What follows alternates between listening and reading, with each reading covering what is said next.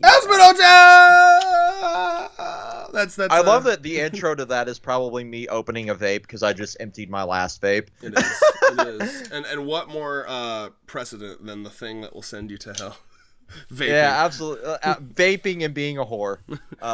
What was your crime, Sir Pentious? I was addicted to vape.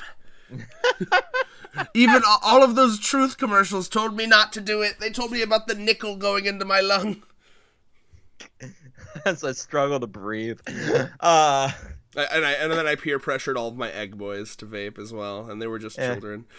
The Egg Boy one has a mango jewel pod that I bought from a Chinese market. I do have a question though. Like let's open up on that. I wonder this from the pilot. What are the Egg Boys? If he's like a random sinner, he's like a human who sinned and came to hell. What are the Egg Boys? Are they also just other sinners that just like decided to fall in love? Oh, rad. They got to be aborted fetuses. Could be. Yeah. You know, the unhinged truth in that is it could very well be. Yeah. It's specifically Sir Pentious' aborted fetuses. You know, like he was like a father who forced his wife to get like 3 abortions. Yeah, and so now he's dealing with the consequences of forcing those views on his partner. He's got to have like half brain developed retarded egg fetuses fucking constantly following him around like, hey, balls. But he can't remember. Oh my god, I love that. That's great. That's got to be canon, right? Absolutely. Yeah, because you notice we didn't see at the end of the show. You know, we see that Sir Pentious is the first to be redeemed. He goes to heaven, but there was no Egg Boys. Yeah, where are they?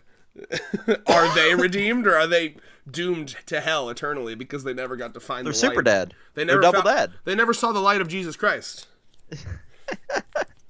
You realize the fuck part about this is like you got to realize Adam is now just down there in hell. That's the hope, right? Yeah, like I like the idea that like because you know it seems like no one knew how one gets to heaven or hell. But the true answer may be and it's interesting. You can kind of look back at like the foreshadowing of like what Viv was going for here, because in the pilot, Angel has a line specifically where he's like, "What are you gonna kill me? What would that make me? Double dead?" Right? Right. And I think maybe now that line might be setting up for like, okay, your status is constantly in flux, and whenever you die, it's like hitting the refresh button on your soul. So, like, if you've changed and you die again, you can switch places. So, like, I do like the idea that maybe Adam, at one point, actually, like, in the beginning of the universe, he actually was virtuous and he was kind and he was a good guy. But over, like, millennia of being in heaven and thinking he's tough shit and thinking, like, oh, my spot is, like, secure and it could never change, he became, like, a fucking asshole, right? So, I do love the idea that, like... Oh, and both probably sinner. Well, but then again, I guess, but the problem there would be, if we're going to go off of that interpretation, that means that every extermination ever, no one has ever changed, but, like, you know what I mean? But I guess you could say they never had the chance to. They never thought it was possible. No one ever came up to them and said, hey, you can change. So I do like the idea that maybe, like, yeah, like, literally, like, but, there's so many questions. Because the big thing that I kept asking throughout this whole show, when they're like, okay, we need to have a higher up meeting with all these angels and stuff, I'm like, what is God in this universe, right? We have Lucifer, and then they meet with, like, High Seraphim and Adam and stuff. And we see St. Peter. St. Peter, exactly. Very gay, yassified St. Peter. But, like, the question I kept asking was, okay, God? Like, you know what I mean? And to me, that feels like there has to be, like, a God, but he's one of those, like, maybe the way that Viv's gonna write him is that, like, no one talks to him. He's, like, ethereal. Like, you can't get a meeting with God. Because, you know, even, like, these high-up angels don't know the rules of what gets people to heaven or hell. It's just kind of like this ethereal force. You know what I mean? Which shows me that there's someone above even them that, like, makes these decisions, but they don't have access to that. You know what I mean? That information. So that's interesting. It really is. And like, I love that idea of, like, God being unreachable, and that has kind of deteriorated the ideas that actually have been passed down from millennia to millennia of, like, this tribe of angels and demons and everything. Like, what actually is the way to get into heaven, because, like, we see so many different interpretations of the religious scripture itself as well, right? which is what I love about this, because we really, like, I always look back to, like, I know I quote it often, but, like, Bo Burnham's from God's perspective, right? Oh yeah, peak. You know, who needs 1,000 metaphors to figure out how to not be a dick? And we kind of saw, like, the whole at the court meeting in heaven. We saw basically that same fucking phrasing being used. Right. He's like, you stick it to the man. Yeah. Well, and that's interesting, right? Because I hope that is the case, that Adam is now in hell. Because, like, the whole show, I was sitting there like, how the fuck is this guy in heaven? He's such a piece of shit. I hate him. You know, and the other angels don't seem like that. They seem decent. You know, the randos in heaven seem decent. But, like, I do like the idea of, him, like, and Lute are just, like, unhinged. Lute, man. I mean, you know, they're having, like, crazy raw dog, like, primal mating press sex. Yeah, absolutely. The vibe I get from Lute, because if she clearly loved Adam, and the only way a woman loves that is if she's like one of those, like, I want to be a trad wife. I want to be barefoot in the kitchen with an apron, making my husband a meal every day. That's just what she wants for her life. That's what she yearns for. Yeah. The angels yearn for trad wife lifestyles. Speaking of that, I get the same vibe from Nifty, which is interesting, because Nifty is confirmed, by the way, canonically the only straight character in the hotel. I love that. And her whole thing is like, I want to be told what to do. I want a bad boy. So, like, I get the vibe that I love that the only straight character is like, fucking chain me up and beat me, give it to me. But the vibe I get with Nifty is she wants that, but she's too powerful. People would be too scared of her to do that. Like, I love that she's the one, that unhinged little bug fuck is the one that was the best. But you know what? The vibe I get from Nifty is that she is a power bottom. You know what I mean? Like, I think she wants to bottom, but her aura is too intense. Like, I think she desperately wants to bottom, but people are probably, like, way too scared of her. Yeah, I also love that we have Keith David saying, you're a power bottom at rock bottom. Dude, yeah. I mean, Keith David is not afraid to do wacky-ass roles. He's the president in Rick and Morty, you know? I fucking love him. I do, too. I just can't unsee the fucking Arbiter saying that now. Oh, yeah.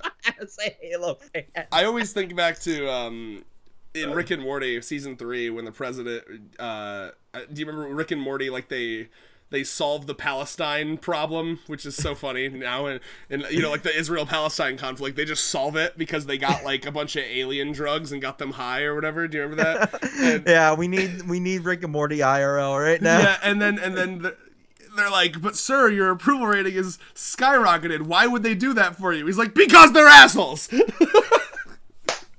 I love his voice. I want him to do more stuff. I'm so happy. And you know what's great about Keith David too? He's, like, doing nothing but defending this show on Twitter. Like, because there's a bunch of, I don't know why, but there was so much hate for this fucking show before it even came out. People were like, because people don't like Viv for some stupid fucking reason. Everyone's got some story about, like, oh, back in a stream in 2009 she did this problematic thing, and it's like, bro, chill out. Yeah, in 2009 I was not a perfect angel either. Like, I was a fucking idiot. Like, it's almost like people can change even in their adult life. In that same vein, by the way, motherfuckers, did you see the way that people were, I know this is kind of off topic, but the way people were attacking Gooseworks, the person who made Amazing Digital Circus? Did you see the weird shit people were getting her on? I have no idea. I've missed that drama. So she's got, like, particular sets of tastes in artwork. She's clearly a weird person, but that's why I like her. And one of the things that she apparently she likes a lot of artwork where, like, characters are getting, like, drilled in the head, like drills, like, just, like, drilling into them. So, like, it became like a meme. People were like, she's got a drill fetish, and then people started trying to, like, cancel her over that, like it was disgusting. And I'm like, bro, how long have you guys been on the internet, bro? Just, like, who cares? Let it happen. Would. I feel like a. Oh, you cut off. Vex is dead. Rip. All right, Vex, you want to explain what the fuck just happened there? Yeah, my building lost power, so yay! All these. It's fucking, I don't know, I was going to say, who's trying to stop? It's Vox. Vox is trying to stop you from talking about Alastor. Yeah, absolutely. We must praise our Lord and Savior Alastor. Anyway, we were talking about Gooseworks' drill fetish, and by the way, God bless. You know what? If you got a drill fetish, flaunt it. Yeah, I feel like a boomer was the last thing I said before we lost power, but like none of these motherfuckers would have lasted on the internet in our generation. They're trying to cancel everybody for like liking random weird art or literally. Yeah. Here, go. I just sent you something on Facebook here. Check it out. So like, this is just like the first two things that come up when I put up Gooseworks drill, right? And it's like, so it's weird, but I love it because like to me, I'm gonna be fully honest, okay? I also have like things that I like love in art, and like one of the things I love in art, and it's one of those things that works in art but never looks like good in real life, is characters that show a lot of teeth or like mouth or tongue. You know what I'm saying? Yeah. Like I really like the you ever see like an anime character where they're kind of like they have their finger in their mouth and they're like pulling their mouth back a little bit, and then like you see their teeth.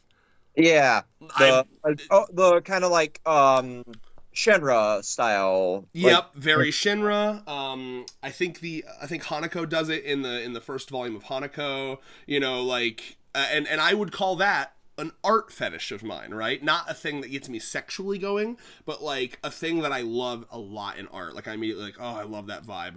Yeah, Hanako's like sticking out his tongue. I really like tongue, mouth, teeth stuff in art. I always have in fiction and art. I think that's one of the reasons I really like Beastars a lot. You know what I mean? So like, I totally vibe with. For example, like the creepy smile Melon had, the like final villain, right? Yes. Yeah, and like I really like I vibe with Gooseworks on that to end our little off topic thing there. I just like fuck yeah, that's interesting. I love weird cool art like that. And then people literally tried to like there was a thing where they were doing like a Q&A for Amazing Digital Circus, and people like got on and like spammed like drill fetish. It's like oh my God, so gross. So have you seen?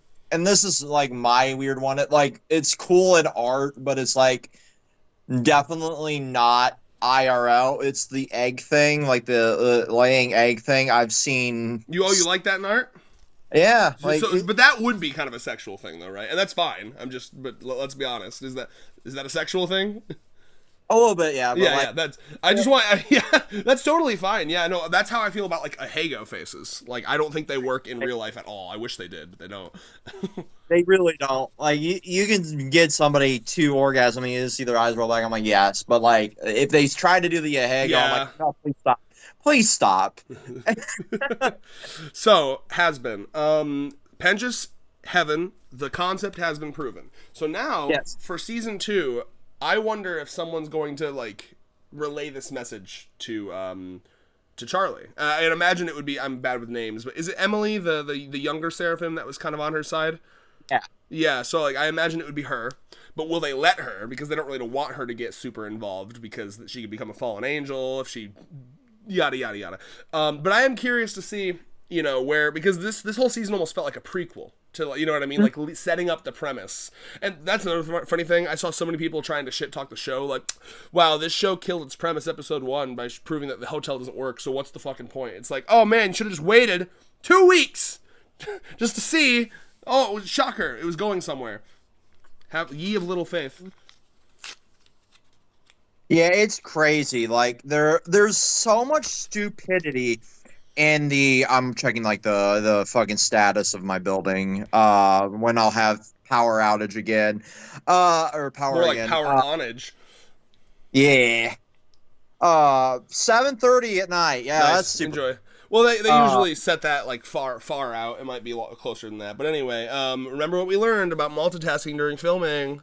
Focus up, brother. Like, there's something that I really want to bring up with like the whole like the blowing the load, because I did kind of think for a second there like maybe these people are actually irredeemable, but as like the like episode 2 and 3 etc. carried on, like there is something to be said about like the instantaneous, like, because I like tweeted a lot of this as I watched it as well. But like there's something to be said about like there's something to be said about like your expectations. I thought you fucking cut out again, bro. You went like silent for like 5 seconds there. Yeah, like something to be said about like your expectations maybe being too high immediately, and then like tempering them as the season goes on, and then realizing like, hey, the more the story goes along, the more I build my hype back up, because we went like 3-4 years between pilot and then season 1, so everybody's expectations were like crazy high at the beginning. I feel like it had been almost so. I feel like it had been almost so long that I stopped thinking about it, and like it went. They went back to neutral again. You know. I don't know. I feel like you gotta be able to just like, because like it's one of those shows where if you don't have fucking Twitter screaming in your ear, it's like it's clearly very good. Like, I mean, the music's super good, especially if you like Broadway musicals. Oh my god, I've had like 3 or 4 of the songs in my head for like weeks now. You know what I mean? Poison out of my head. I cannot get it out of my head. Which one? Or Loser Baby is probably objectively the best song. Poison and Loser. That's probably the best episode of the whole season, to be honest with you. Is the Alastor, or not the Alastor, the Angel Dust Husk one. And then I really like. Good. Spoke to me so much because I relate so deeply to Angel Dust. Yeah. So like that one fucking broke me. It's a good feeling. I love finding characters that you just feel like you relate to, and like that's me with Nagisa and Killua. I mean Killua for his like obsessive compulsive disorder tendencies, and Nagisa for his gender dysphoria and abusive parent. Although with Nagisa it's an abusive mom, and with me it's an abusive dad. But it's a great feeling. I love being able to kind of like just pour your heart into a fictional character, and like, I'm so happy you have that in Angel Dust. Like I went down that spiral like Anthony Angel Dust did, and I basically just got to the point where like I just dissociated through like sex and drugs and everything, to the point where like I felt empty inside, just like he does. But for it's like the exact same reasoning, other than like selling my soul, obviously. But like, yeah, that's I just relate so much to him. So seeing like that, at his voice crack at the end of Poison, just like tore my heart out. Like I know this feeling all too well. Yeah, and I love too that like I think this show, more than a lot in a while, because like I literally feel like each episode got better and better. Like because I think the first episode was the weakest. It wasn't bad, but the first episode I was like, okay, that was all right, but it didn't blow me away. But by the time we got episode 2 and 3, and we're getting like Alastor and Vox's fucking like sing off, you know what I mean? And I was like, okay, now this is fucking hitting. Let's begin. Dude, not even like that part too, but like even like I loved Vox and Alastor going back and forth so much. I really like how we kind of set up from the beginning that Alastor like despises like television. He's like, I mean, because like he's a boomer. We know if you read even a little bit about like the extra lore that's been kind of hinted at on like Viv's streams and shit. Alastor as a human, he died in the 30s, the 1930s, and so like the TV is not his thing. He that's like newfangled bullshit to him, and I also like good boxes, the V's in general like do like new media and all of this other stuff. Yeah, as well. You got like the news. You got like reality TV with like that younger one. I get like reality TV, like Bachelorette, like show, like reality shows vibe, and then like of course the whole porn division, which is like half of it. And then you also like you see like the dabbling into like podcasting a bit there, because he digs at that. Yeah, as well. He's like I'm a fucking because Alastor's like no. Alastor's like, we're taking it back to a time with like class and style, and you're just, if you're fucking watching Vox's shit, you're watching like the Joe Rogan podcast over there, okay? If you want some shit with class, some style, feel like you're fucking sipping champagne while you're listening to my show, you come here to Alastor. Absolutely, I fucking love that. I all of these characters, as the show went on, evolved so beautifully as well. Yeah, like for me, I started off not liking Husk. Same, yep. And then I love Keith David as an actor, as a voice actor. Like he's one of my favorite voice actors. But like I thought Husk was the weakest out of the main crew until the episode with Angel Dust. Until then, I'm like, okay, you won me over here. You You know, for fucking for me, what happened with Husk was like, I finally got what his deal was, because I agree. I always thought he was just kind of like unnecessarily closed off and mean, but like now I look back and I'm like, oh, and I relate to this. He just hates fakeness. You know what I mean? I think he's very uncomfortable at like all of like the shells that people put up, or like the the little bubbles people put up, right? So like Angel obsessively flirting with him, he wasn't mad about that because of the flirting. He was mad about that because of how nasty and fake it was. Like, you know what I mean? Like there's that line where it's like, this isn't you. I knew this is all bullshit. I don't know why you're putting on this fucking facade, because it's cringe and bullshit. And like that's real. You know what I mean? Like I really like that. It's not that he's like, ew, gross, I don't want this. And like he would, by the way, be in his total right to like be grossed out by that, because it was like an obsessive kind of harassment-y flirting from him. But it wasn't even that he was mad about. It was just how like performative Angel was being, and he could see through him immediately. Like, I know you're just like doing this because of your trauma right now. Like, why don't you just be real with us? You know, stop fucking putting on a show. Yeah. And I relate to Angel doing that, because like having went down that spiral, it's something you really do put up. Like, yeah, I'm used to this. Go ahead, use me. You know, feed me the drugs, the substances. Well, to me, it feels like a darker version of like class clown syndrome. Like a class clown will make fun of themselves constantly because they feel like that's like the only thing they're good for. And with Angel, I feel like at this point he thinks like the only thing that he's good for is like holes to fuck. Yeah. So like, you know, that's kind of what he and it's true, because in the beginning of the show I found Angel kind of cringe, right? Like it was a little too much, like how often he was like, ooh, fuck me. But like the more you go on, you're like, oh no, like that he's gonna become more of a normal person. Like he'll always love sex, and that's not gonna be erased from him, but he's gonna learn to love sex of his own volition, consensual sex that he enjoys and not is just being used for, you know. Yeah, no, like it becomes like normalized to you, even though you realize you don't like it by the time you figure out what the fuck is going on. And with Husk, like having been a bartender as well, like I fucking, as much as I put on a persona for like the videos and everything, like I hate like that fakeness to an extent. And you can tell when somebody's taking shit over the top. It's something that a bartender really gets used to, though. You're like, okay. Especially like the type of people who will be like, I'm so drunk right now after having like one drink. Yeah. Yeah. And like, yeah, you get the vibe that Husk, like Spice Girlies. Yeah, Husk keeps it the realist, and I really like that about Husk. Like, like I like I really like this. So I'm gonna. This should be obvious. My favorite character is Alastor. He always has been. I love him, and I love the moment where Husk is the most real with Alastor. I like when he goes up and he's like, "Sir, why are we entertaining this mimsy bitch? Like, you know why she's here." And then even Alastor's like, yeah, I know why she's here, but I'll handle it.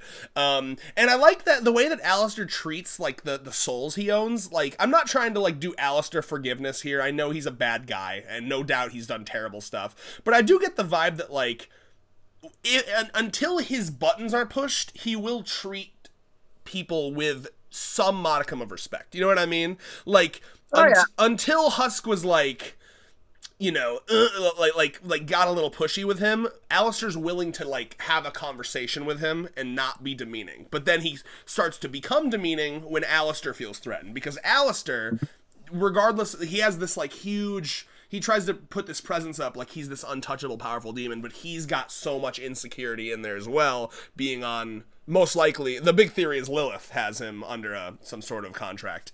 Yeah. But, so, like, I like that. I don't know, Alastor, to me, I really like him because he feels like a super complex character. You know, he feels like he can be just straight up evil, but also he can have, like, super respectful conversations with people. People have also noticed that, like, he seems a lot more comfortable around women than men. And, of course, he's asexual, which is interesting.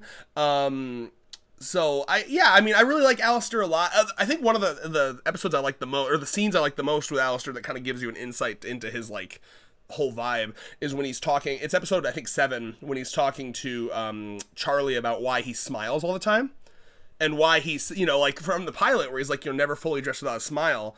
He specifically says like, if you are always wearing a smile, it means you're always in charge. You show the people that are trying to fuck with you, that they aren't rattling you. You know what I mean? Like no matter what they're trying to do, you're unfazed by it. You're smiling. And I love, that's just such a self-report from Alastor about the type of person he is, that there's a lot of trauma in there. And that doesn't make what he's doing okay. He's still a bad guy. I'm not like, oh no, he's going to be totally redeemed. He's a bad guy.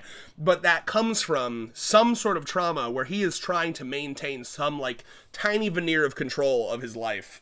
And I love that. I love that a lot. I would assume like that trauma comes from the hand of a man. Because like, yeah, I mean, I get real abusive father vibes from Alastor. like maybe his dad beat him or something.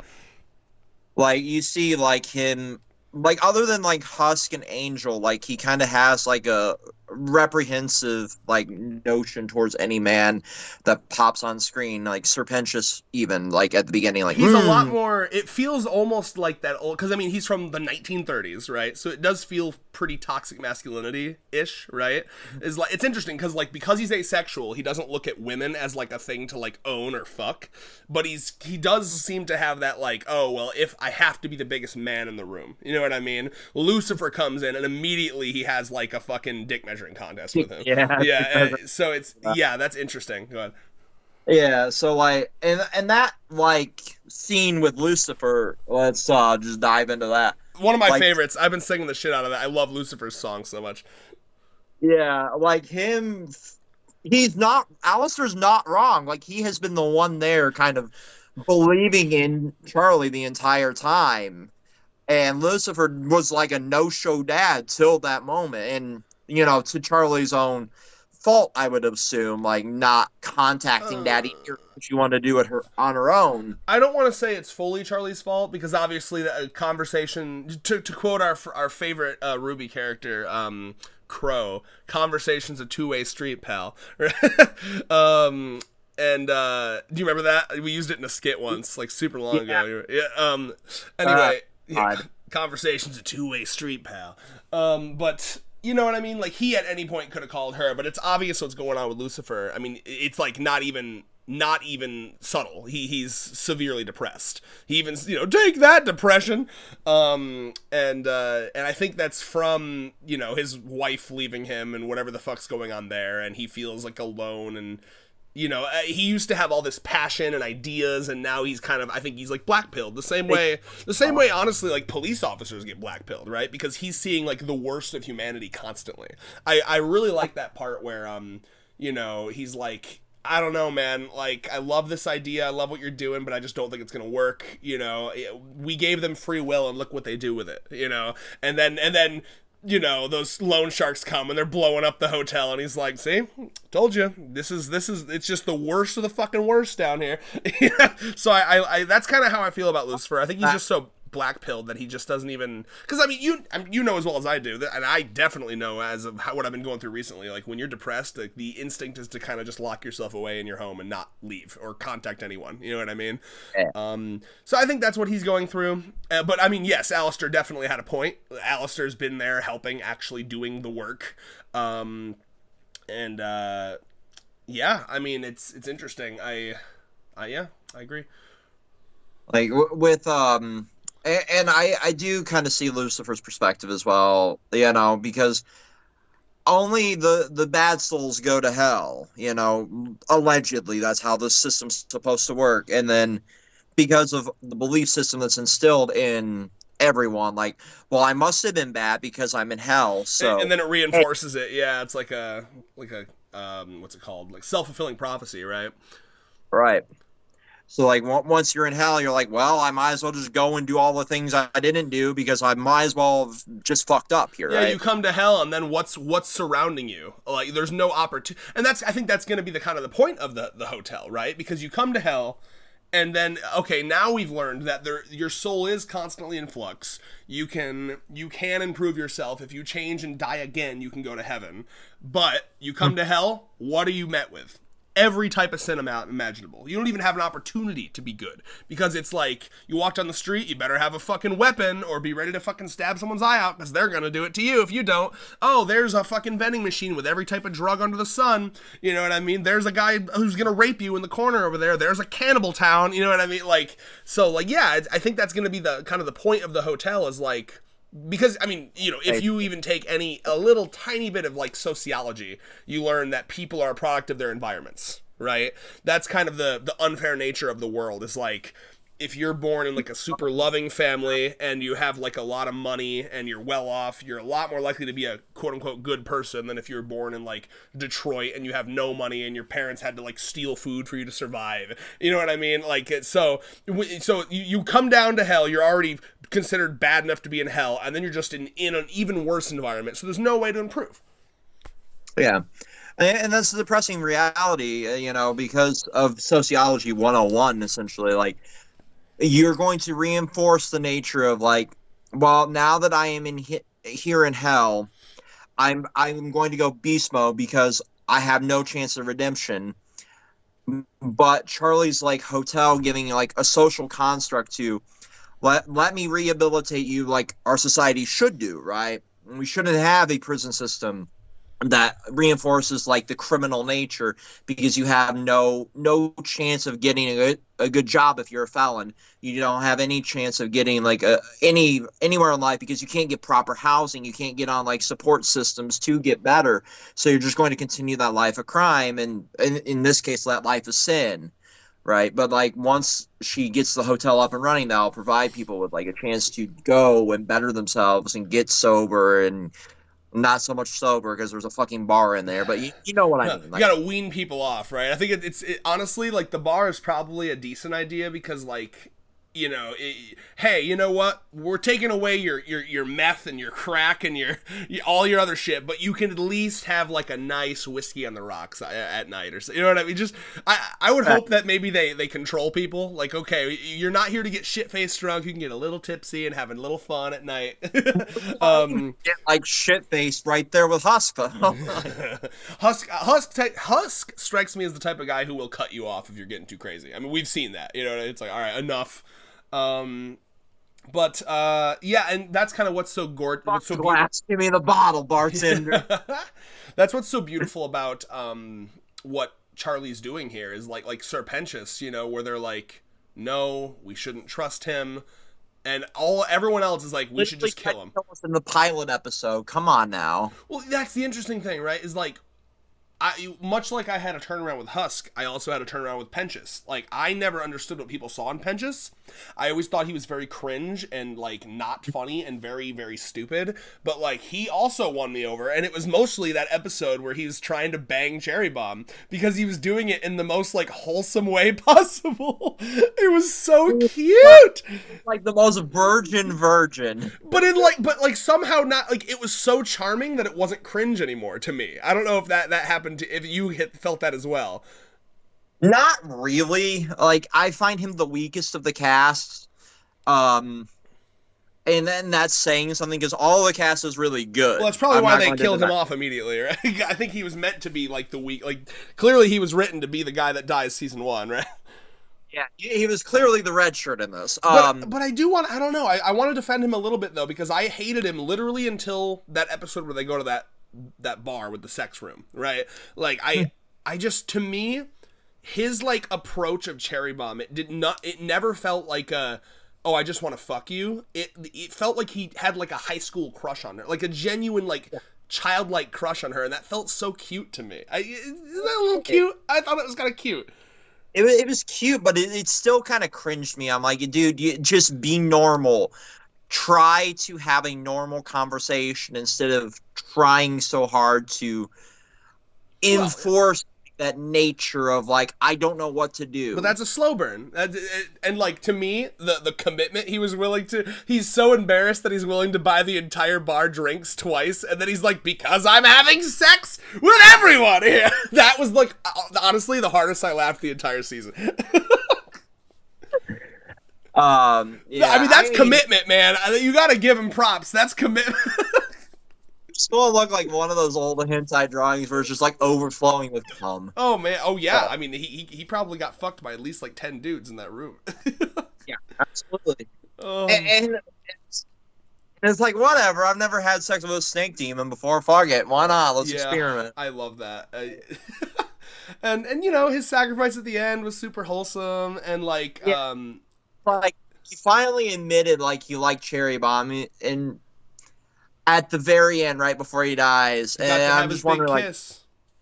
he got to have his kiss, and then he got to go die in a fucking like the Hindenburg 2.0. Honestly. Oh, and he's got 2 penises, so that made Cherry kind of interested. Like, and you know what I mean? Like Cherry was like, "Oh, okay, wait a minute, now I'll try this." Yeah. On each hole, why not? Exactly. Damn, he's dead. I won't try that. Yeah, she should have jumped on that quicker. She should have jumped on that. Say what? Before you die. Yeah, exactly. They should have.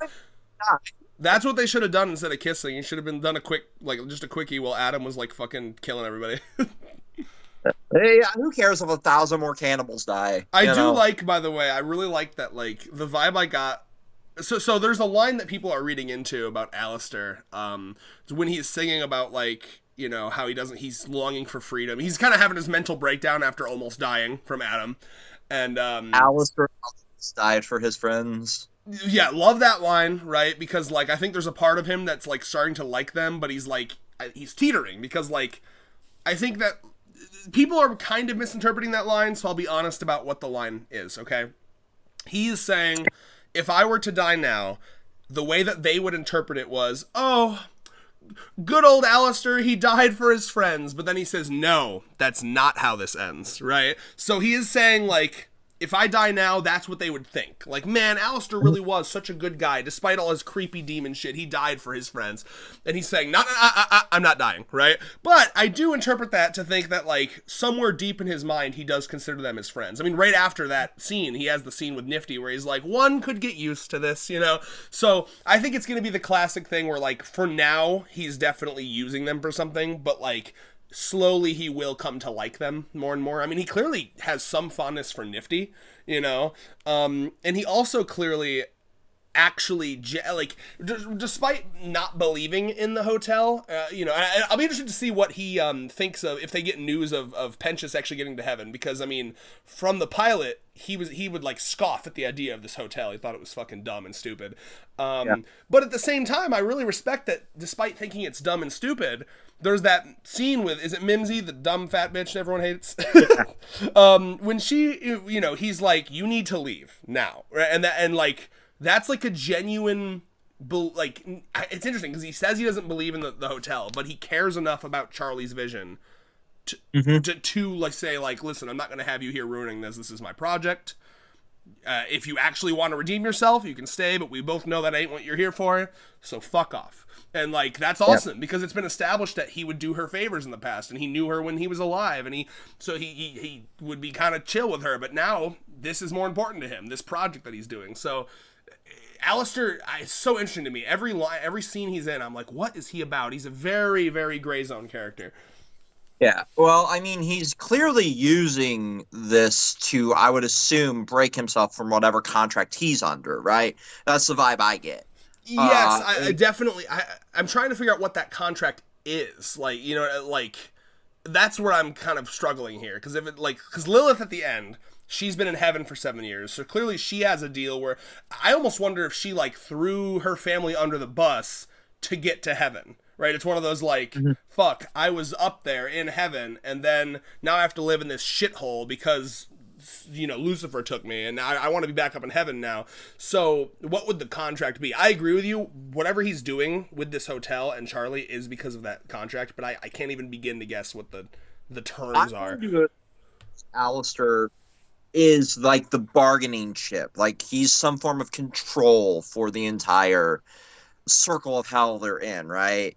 Because you see, like, some of the contacts in Charlie's, like, phone during when she's calling Angel and everybody. Like, there's Asmodeus, Azazel. These are all principal demons in the Bible, right? Mm-hmm. Or in, like, religious lore. There's like Beelzebub. There's a lot of like these principal Wait, demons in was there. Beelzebub in her phone? It was in the bees of I that was gonna when say they. because we know Beelzebub, isn't that the cotton candy from Helva? Uh huh. So that's cool. So I love imagining that she's in Charlie's phone.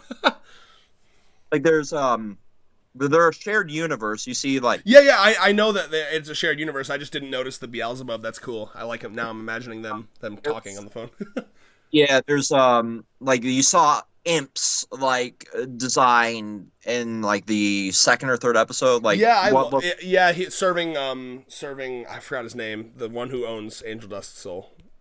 yeah, But vowels. yeah, oh yeah, dude, we gotta talk about Vox more too. But yeah, no, I love the shared universe thing. I love thinking about every time something's happening. I love thinking about like, man, what's Blitz doing right now?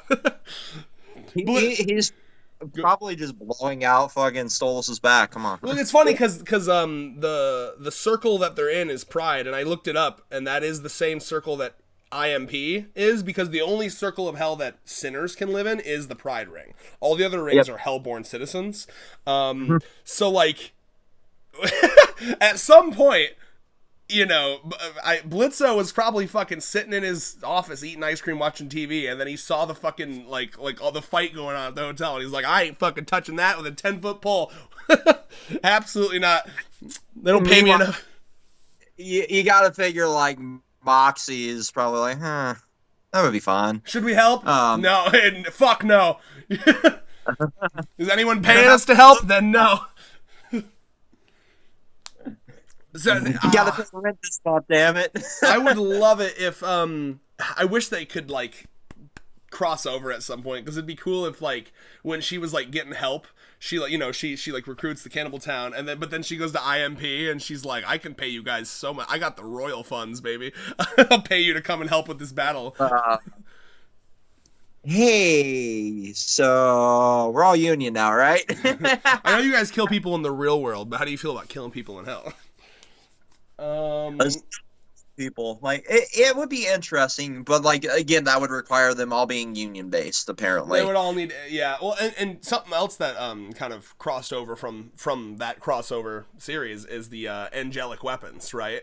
Like when they're trying to assassinate Stolas, he uses that one fuck uses an angelic tipped rifle or something. So that was kind of even foreshadowed there, was the angelic weapons being important.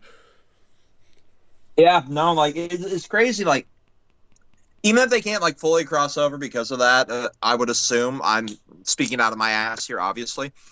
That does show like there was a lot of forethought, even in like the silly little side series that they've been pumping out to kind of keep people interested in this universe, right?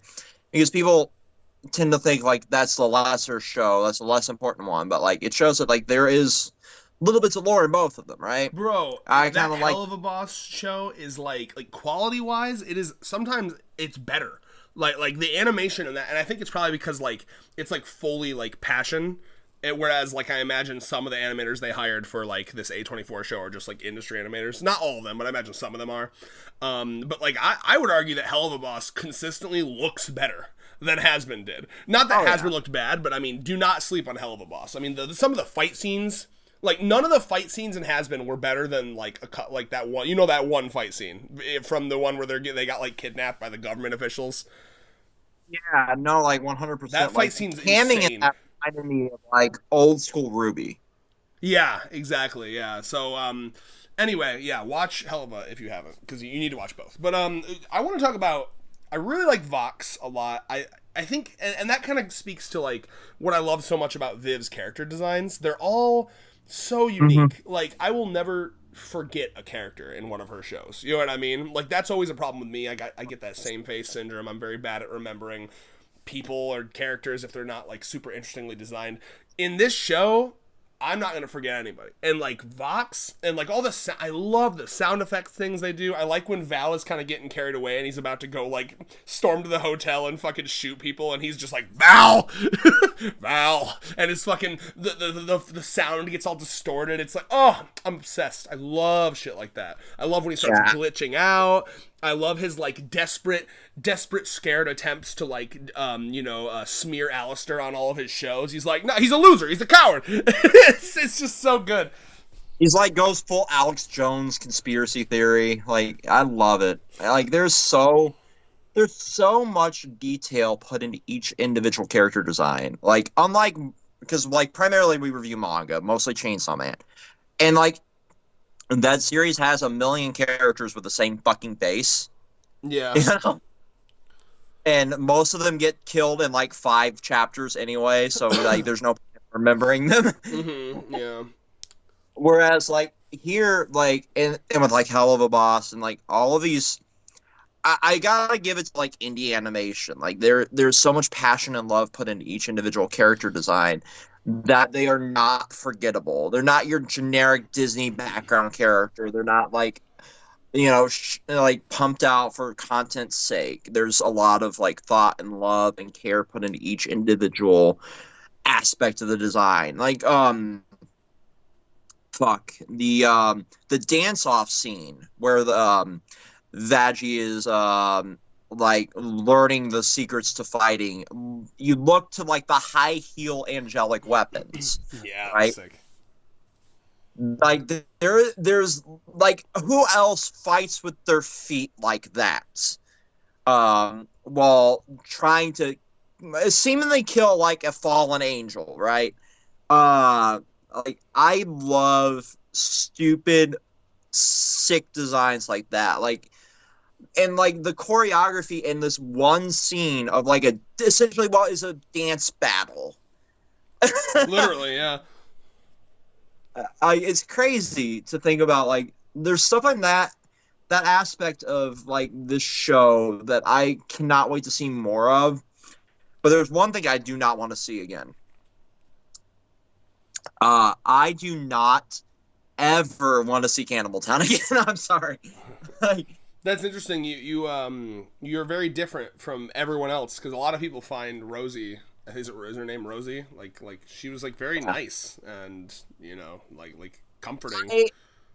Like, it's comforting, but like the designs of the cannibal, I don't know what it is. They just creep me out. And like they're the eyeless, Uncanny Valley eyeless design. Like, that's my only thing there. I'm like, I think she was going for something really interesting there, where like as creepy as they are, they're all like, not all of them. There was that one bitch, but Rosie was surprisingly nice, and like was able to kind of talk Charlie through the semi betrayal of Vaggie. I love that aspect of it. She went full therapist mode. I just hate the designs. That's fair. Yeah. Didn't bother me. Maybe that must be an ick for you. Didn't really bother me, but yeah.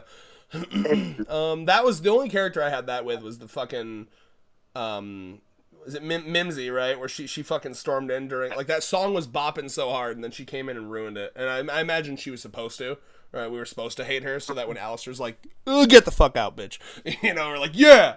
Get the fuck out, like, bitch. Mimsy was another character I didn't like, and I figure she'll come back. I know Cannibal Town will come back, because it seemed to be like an important plot point here, especially for like the invasion side of things. I'm sure the invasion will happen again. Yeah, I like the way that they convinced them to help, because to me, like, from the beginning, I was like, that's how you're gonna get them. Be like, hey, new tastes.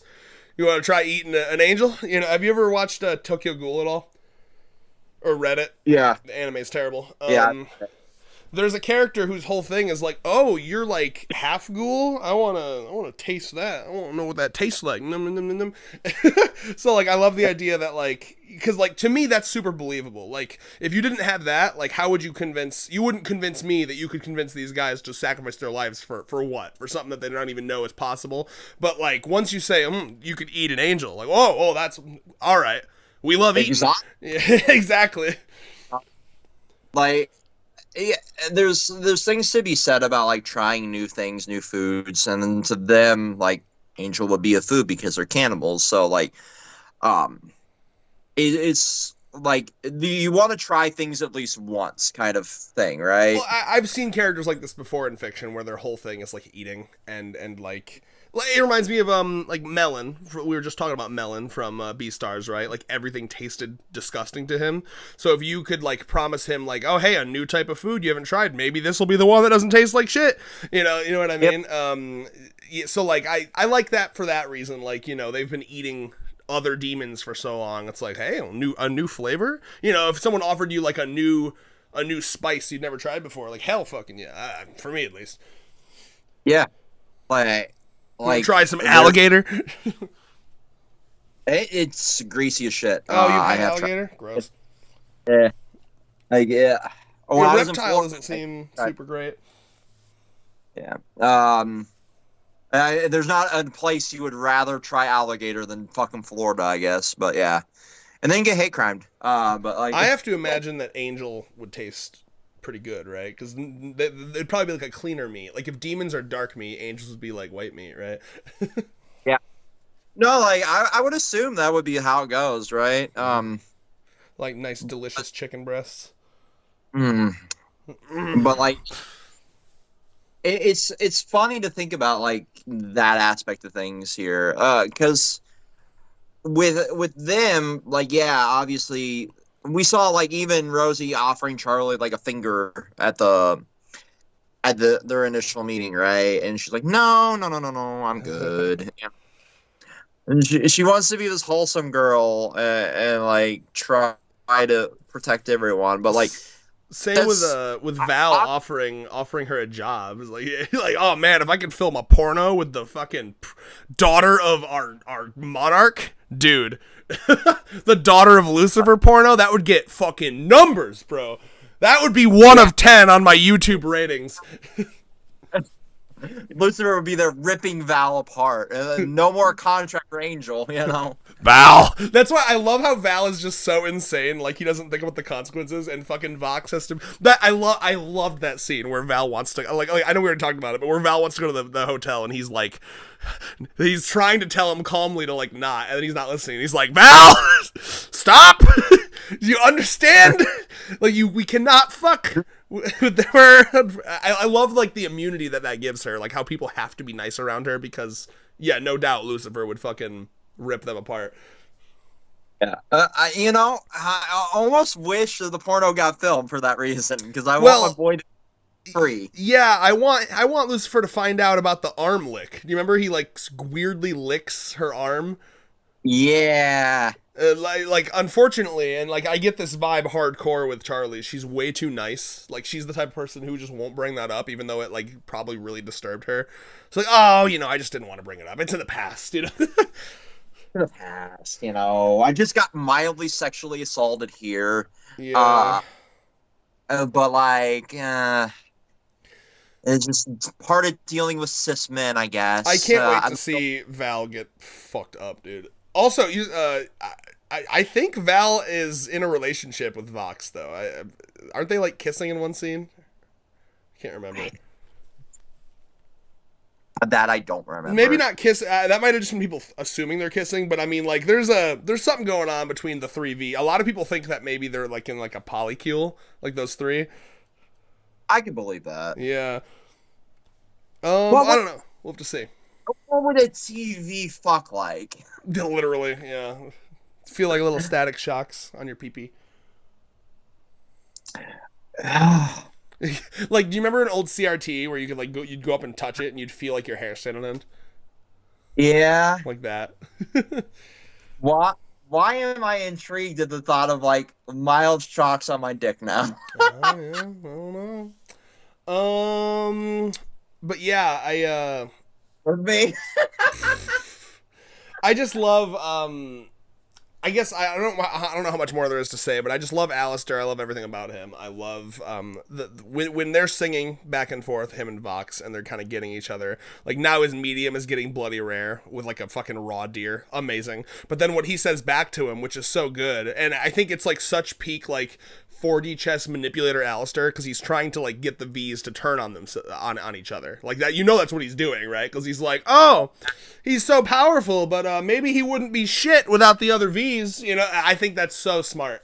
Like, you know, and like during that scene, you see them kind of like Val is like they're both kind of smirking but trying to hold it down. You know what I mean? Like, oh, yeah, you know, and I love that. Yeah, like you see like the foreshadowing even throughout like the songs, and I love how they're telling the story through these musical numbers as well. They're, you know, it's the musical theater / Disney aspect of this series that really surprised me, because originally I'm like, okay, I don't really know if it'll work so well with a lot of the musical focus, you know, because like I like musicals, I like that kind of storytelling, but I don't like when series focus on it so much. I think it's just got to be good. You know, I think there's a lot of musicals that just aren't good. You know, like because like Viv's like dream with this show from the beginning has been, what if it was a Disney musical but it's set in hell? Like that's kind of the vibe. And if you follow her Instagram, you see that she's very invested in like Broadway. Like yes. she would go like dozens of Broadway musicals. And she met with like cast of or went to, don't know if you met with them, like the cast of like Beetlejuice, and you got two of the people from the Beetlejuice Broadway play in the show. I think that's so cool. I think the reason I hate Mimsy more is it's also the same character or the same voice actor that played Spinel in oh, is it? Universe. Yes, it's Spinel from Steven Universe. Spinel. I hated Spinel. Spinel, at least say her name right, please. No. That's Fuck that character. Yeah, I don't really know. I don't. This is gonna be awkward because I really like Spinel. She might be one of my favorites actually from Steven. I hated her. It's like there's like I think I reposted them on TikTok. Like there was a bunch of like these videos like behind the cast that somebody put together, like what their previous roles were.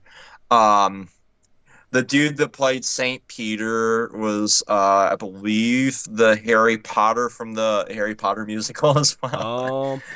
I know that the guy who plays, I don't know if you've seen it at all on TikTok, but like there was a Death Note musical where Light is like surprisingly based. Like, you know, because in the show he's kind of like a Republican, you know, he's very like kill the criminals, you know, fuck rehabilitation. But there's a song, I don't know if you've seen it on TikTok, where it's like, let the corporations make the regulations and stand by idly by as the rich and let the rich and famous, you know. Does that sound familiar? Yeah, no, that's Lucifer. That's viral like ages ago too. I fucking love that.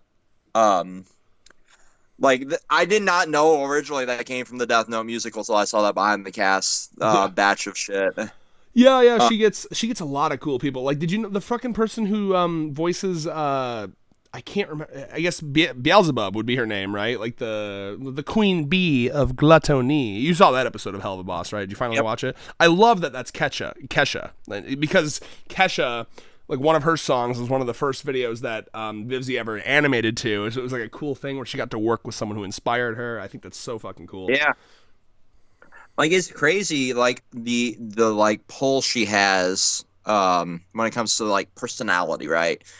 And like that's an incredibly important part of like these little fucking projects that you see. Like if like my skill has always been like networking. Like I've been able to do incredible things just by having the balls to say like, hey, I'd love to work with you, you know. And that's art that's been really lost in like this modern era, I think, outside of content creation. Like nobody wants to take the dive to try to network.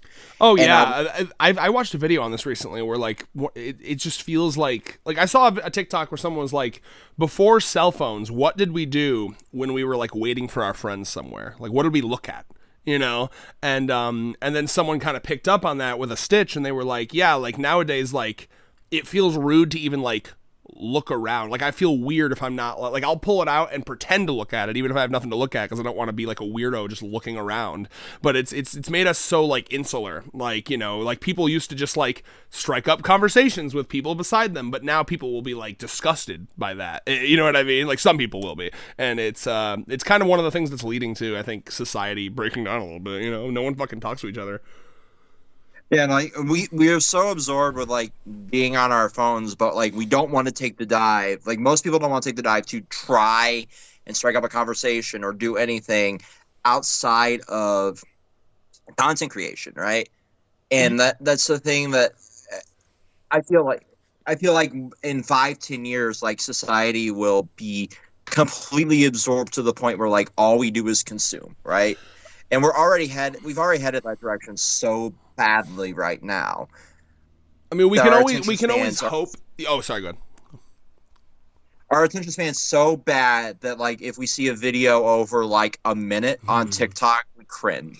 Yeah, we can always hope that maybe there'll be like a comeback. Like a lot of times some people, because people like to do counterculture, so maybe there'll be a point where it's like, you know what, I'm sick of all these like tiny little micro videos. I want to go back to how it was. So maybe there'll be like an early 2000s resurgence where it becomes cool to like, you know, do early internet stuff again. I don't know. We can hope. But you mentioned Bo Burnham earlier, and I want to mention him again because that thing we were talking about earlier about like how people, it's interesting how no one wants to like strike up a conversation with someone in real life, like out in the real space, but it's so much easier to talk to people on like online, right? It's almost like more socially acceptable, which is weird, right?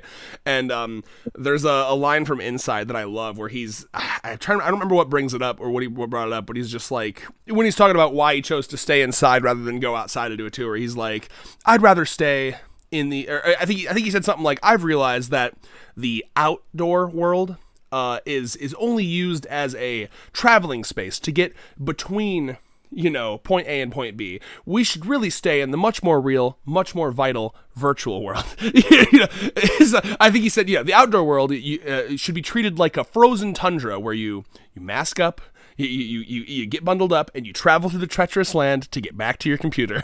You know, it's just like, and I feel like that's how people kind of look at it now. Like, it feels, especially recently, I feel so much more disattached from like the outdoor world. It feels less and less real. It feels like a liminal space, you know. And I feel I kind of miss that even from my childhood when people would like hang out.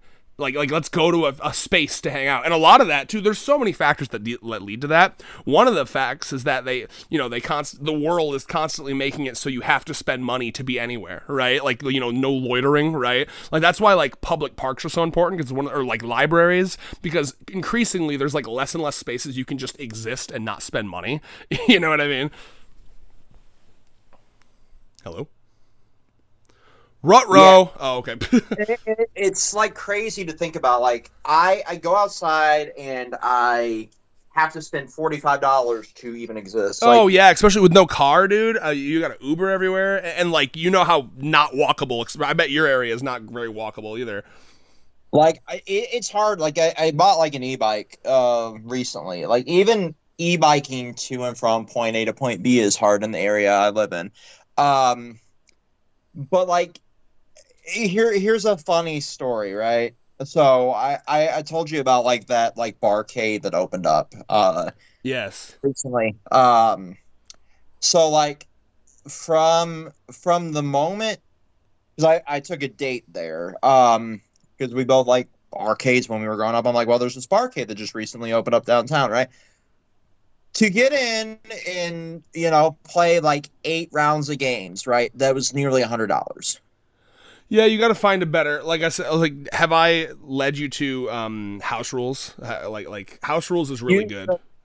Rules. But like it was just funny. That's not counting drinks. That's not counting Uber there. That was like playing video games at a bar and just trying to have a good time. Mm-hmm. And I'm just like looking at my bank account. I'm like, I make decent money at my job, right?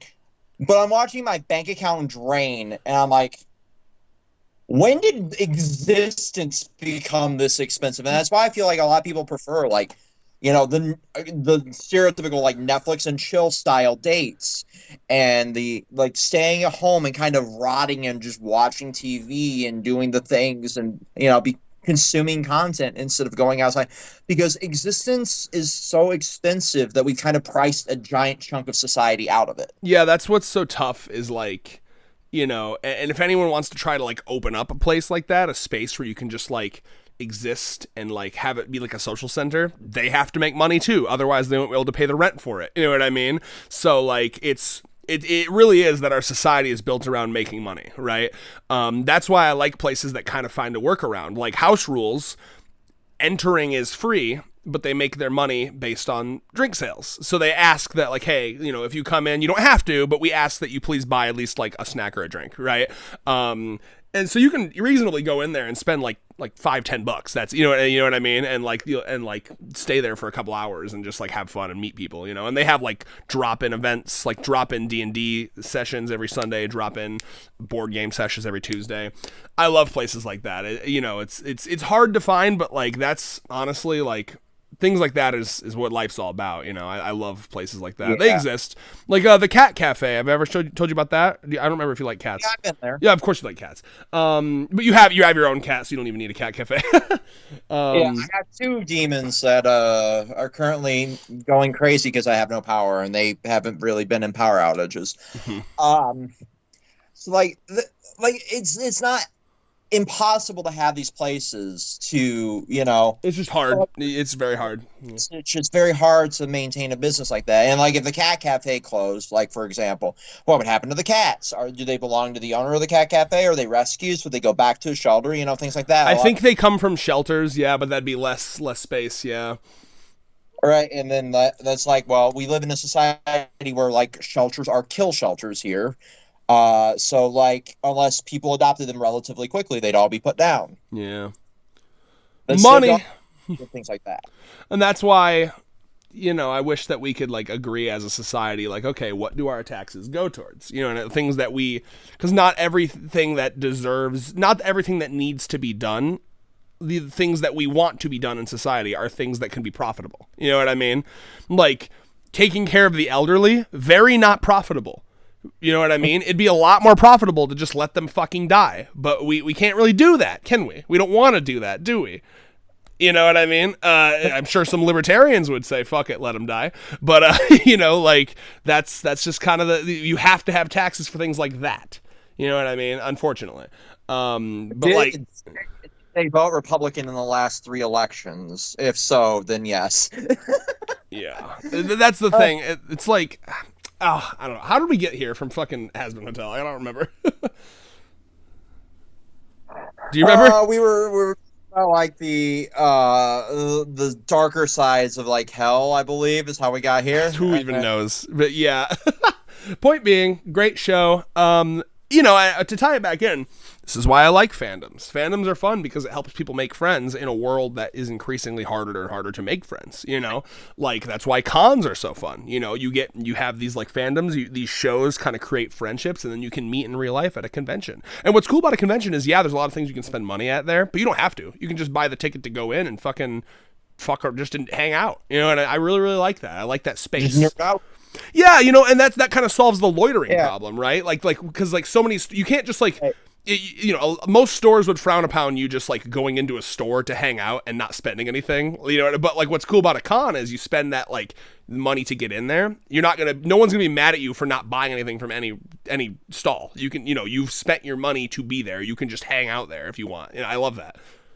Like the last con, because I just started back to work, because I just got back from doing like tour duty.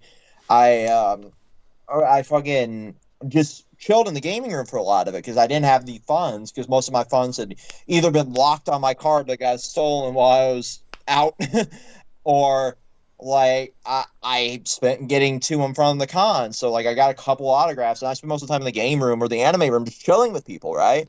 Yeah, it's such a good place to meet people too. I love meeting new people there.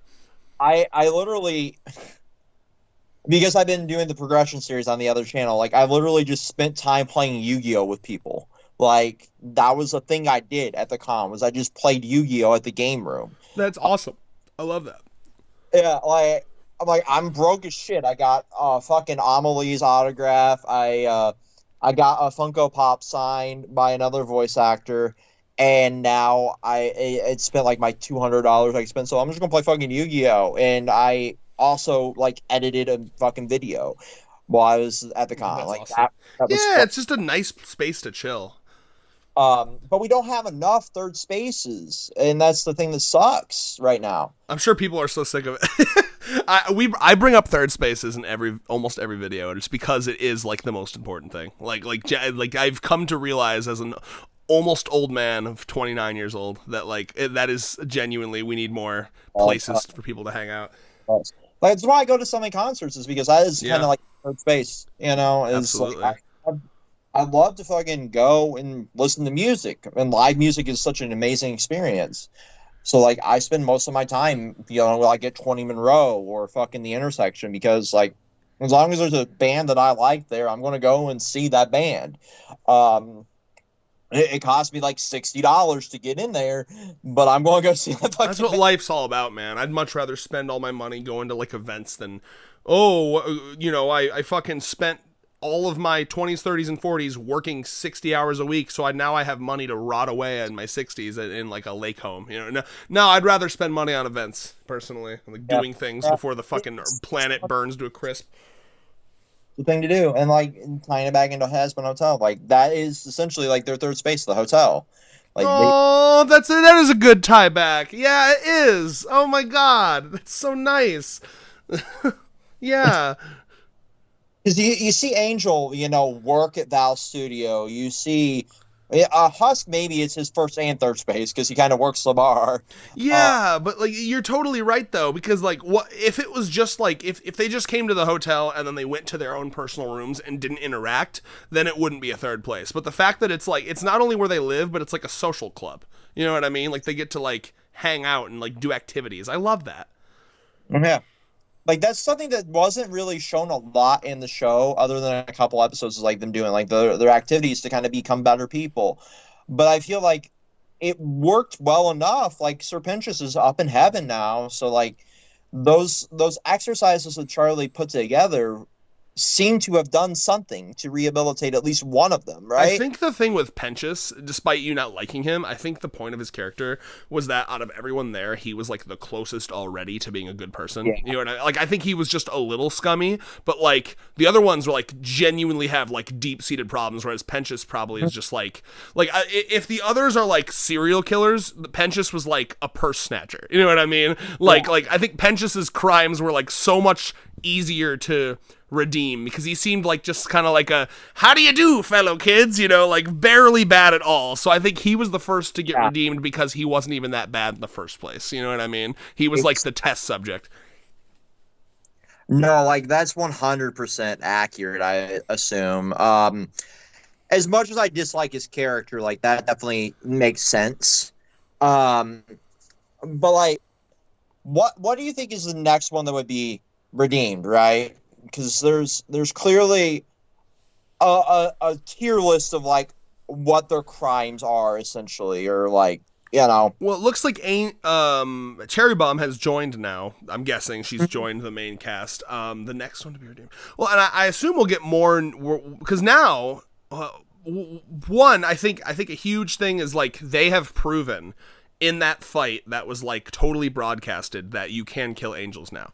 So that's going to be like a big clout boost for her hotel. You know what I mean? I think a lot of people are going to go there, not even because of the redemption thing, but they'll go there as like a holy shit, you guys figured out how to kill angels. You know what I mean? That might even be a funny thing where Charlie is like, no, that's not the point of this. We want to redeem, but then everyone's gonna be showing up there like, I want to join the army to kill angels. You know? So like, yeah. I think she's going to get a lot more people there now because now, you know, all the newscasters are like, damn, wait a minute. They did something useful. They actually like defended us from like an extermination. So now people kind of owe her, you know, like they're going to be grateful. So yeah. I think season 2, hold on real quick. I think season 2, she's going to start getting the customers rolling in. You know, we're going to get a lot more people. Yeah, like I assume like season 2 will be like an influx because we saw the news broadcast we saw like then basically you got like condescendingly praise her, right? And that's the best way to put it, because you saw like the snippiness of like, wow, Lucifer's useless daughter kind of did something worthwhile here at the end, right? Yeah, well, that's Katie Killjoy. What are you gonna do? But like it's wholesome in its own fucking depressing light. Like even when she does something good, she kind of gets talked down to because like everybody thinks everything's been handed to her, kind of thing. Because she's like the daughter of the fucking, of the devil, right? Because Lucifer technically devil-ish. Yeah, they probably think of her as like a loser, like trust fund baby, nepo baby type thing, right?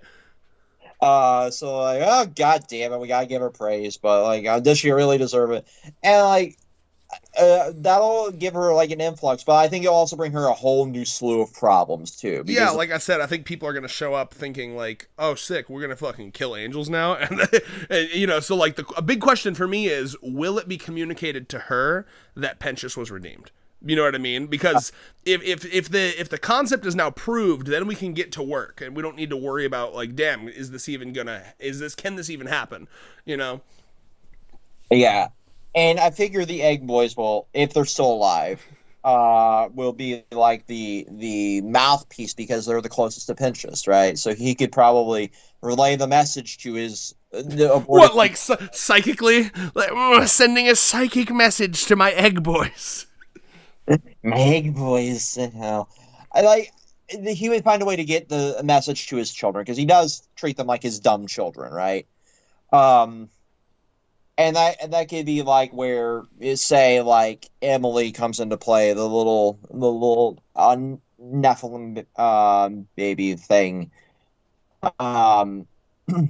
because like she seems to be the one that like you even call it out with Charlie, like everything shades of gray here because we don't know what the fuck's going on. So why should I worship you if you're just utilizing this for your own gain, this system, you're doing it to protect us allegedly, but you're also exploiting the souls of the innocent, right? Mm-hmm. So I could figure her being like the one rebel that would kind of like get the message to the Egg Boys or to Vaggie or to, to somebody that cares enough about the cause, right? I don't think she would reach out to, say, Alastor if she was the mouthpiece, right? Because who knows what his deal really is. Yeah, who knows what he would do with that info. Hopefully it wouldn't hit him, yeah. Because he kind of tried to hide the like, angels could die through the Egg Boys as well. You saw he had his own... Yes, I'm glad you brought that up. We have to talk about that, because now he made a deal with Charlie. Not for her soul, but he gets a favor. A favor that doesn't involve harming someone. So that's interesting. I figure he'll use that to break his contract, and it'll come out that it's her mother that owns the soul. I do fully believe that, like, Lilith is in charge of him. Yeah. And, like, that's her way of keeping eyes on her child, essentially. Alastor being the one there. I did see that during the scene where he's having a breakdown, there are like literal eyes like on the wall, like watching him. By the way. Yeah. No. Yeah. Creepy little thing. So yeah, and speaking of that, I love how he has. It's very Alastor, because I love how he needs to constantly have this like confident persona, because like directly after that breakdown, he just shows up like he's like, I'm fine, you know what I mean? Like I find that so funny how he had like a whole ass mental breakdown and then he shows up like, I'm okay, guys. I'm okay. Everything is fine. This is fine. I just, snapped for like 35 seconds. I love how in the fight, there's that part where his like cane gets broken and like we hear him without any of the filter at all, and he's like, "What just happened?" Like an actual moment of panic for him there a little bit. I fucking love that. Oh, like absolutely. It's crazy too because like we never really see him swear either out of all the cast. Fuck. He's the one that like when he swears, you pay attention, right? Yeah, when he swears, he's a little bit rattled, like when he said "fuck you" to Lucifer. Yeah. That, by the way, another fucking great moment. I screamed during that. Ha ha! Fuck you. Oh, that was so good, bro. but like I didn't think about that until I saw TikTok either. There's my power back on. Hey. So 7:30 mass, which is good because They always make it at like whenever they give an estimation, it's like the latest it could happen, so that you don't get pissed. Yeah. Yeah, but like it's I'm not bothering to log back in this guy because we're like 5 minutes away from ending this video. But like it's wild to think about, right? Because like every other cast member swears like a fucking sailor on drugs, right? Yeah, he's a little more reserved than them. And I think it comes down to like the time period he was from, where like you don't really see swearing as like this thing that you do. Like now, like our generation, fuck is our like third word out of our vocabulary. Yeah. That's the thing. But like to the 1930s, everything's booting back up in my studio. Problem. Yeah, 1930s. Yeah, I mean, you gotta yeah. Not Proper. Not this like degenerate that uses foul language. Otherwise, you're looked down on by society, right? Mm-hmm. And something I want to see more from him, by the way. It's the same way that I want to see this from Hanako in Toilet Bound Hanako as well. Is like these characters that like died in the 30s, or in Hanako's case in like the 60s. I want to see them. I want to see like those inclinations kind of come out more in them. Like I really loved in the pilot how sexist Alastor was, specifically to because like clearly he's comfortable around women, but I guess like the way I read it, because he's very misogynistic to Vaggie in the pilot. He's like slapping her ass and shit. Do you remember that? He like smacks her ass with like the cane. Yeah, no, like not in like a sexual way, but in like a demeaning way. You know what I mean? It's kind of strange, right? Because like we saw a little bit of like changing in the characters a little bit. Maybe they wrote that out of him. I wouldn't say like fully wrote out, but like he still has a little bit of that aspect in him, but not like to the degree of like he's still kind of like mildly in that like space, but he's still like more comfortable around female characters. He's still a little saucy, but not like to the degree of like borderline problematic, right? Yeah, well, because in the pilot, I took it as when he says the like, you know, you should smile. I took that, you know, that's like the classic like boomer thing to say to like a waitress. You know what I mean, right? Smile more, and you'll get more. Yeah, tips. You'll be prettier if you smile. That's so like when he said that in the pilot, I assumed that that's what they were going for. He's like a dude from the 1930s. But now I wonder, and maybe there's a little bit of that, but now I do wonder if that's just his own personal ideology of like, you know, that's how he kind of gets one over on his enemies, is like always smiling in the face of whatever they throw at him. But yeah, we'll have to see. But yeah, like that's something I love the idea of that. Like the same with like Hanako. I want to see Hanako like. And every once in a while we see it from Hanako in Toilet Bound, where he has like very old school ideas of like, well, I need to protect you because I'm the boy and you're the girl. You know what I mean? And so like I like that with characters that are like from other time periods. Yeah, no, that's something I definitely want to see explored a bit more. Especially like Angel. Like when do we know when Angel died? I think that's been talked about. I gotta look it up. I always assumed Angel was like a. Let me make sure here, because I think I don't remember if I just made this up at all, but like I feel like I read somewhere that like, yeah, okay, he died 1947. Interesting. Yep. See, I would have assumed a little later, and like if he was like if Angel was like gay when he was like alive, you know, which I assume he was, and living in the 50s, like you could really go into some like traumatic backstory shit. You know, like being in the closet in the 50s, you know, I would love to go into that. Oh yeah, like I would assume we're going to get a bit of that.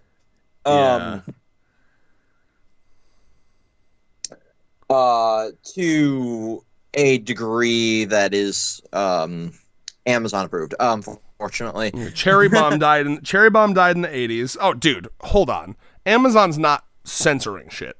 That should be very obvious that they're not censoring. They're not like telling censored. I'm saying like they have a specific set of rules for like 18 plus. And this is like they'll allow just about anything other than straight up explicit sex. Right? I'm sure it'll be okay. I mean, that Angel's Poison song went harder than I expected when it showed them like putting the. That's why I'm Yeah. like, I'll look into like their like 18, because they gave an 18 plus rating to Hazbin, and that's why I find it really funny that like people are like they're targeting this towards children. No, the fuck they're not. If you look at the rating, just like that, just like if you pay attention to the rating of Grand Theft Auto, you fucking idiot. But like the only thing they don't allow on an 18 plus is full on explicit sex, right? Like X-rated. Right. That's fine. I mean, with what they were able to imply in Poison, they can imply anything about his backstory. Exactly. I'm not worried about it. Yeah. I'm not worried either. The thing I want to see is like the struggle of both Alastor, and I want to see the struggle of Angel from their like time period, because like obviously Cherry was more free to do whatever Cherry wanted to do. There's obviously like I would assume the other characters we're going to get introduced to, because Angel has a sister that has been talked about. Yeah. I would like to see a bit more of like the other demons that have been talked about through like the pilot and the other stories, and like the side projects like the comic and all that. I would like to see a lot of that come into play. Yeah, I looked it up. Molly is the name of his sister. Mm-hmm. Fraternal twin sister. Interesting. Yeah, I'd love to. Oh, she's cute. Right. Body I got at the con has her on the other side, because there's a design for her, obviously, and Loading Crew has been stuff since the beginning. That's who I bought all that stuff from. I like looking at all their dates of death. So Cherry Bomb's date of death was in the 1980s at some point, which makes sense, right? Very, very 80s coded. Nifty is the 1950s, which is like peak like housewife vibes, and that's the vibe I get from her. You know what I mean? And then Sir Pentious died in 1888. Which, given his demeanor, makes all the sense. Yeah, he's it's fucking funny. He's very old timey, like more old timey than Alastor. Does that fuck up our abortion theory? Drink this bitter water, honey.